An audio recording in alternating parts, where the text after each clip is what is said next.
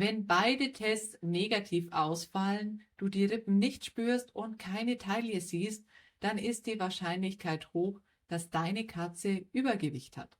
Aber hier kommt das Wichtigste.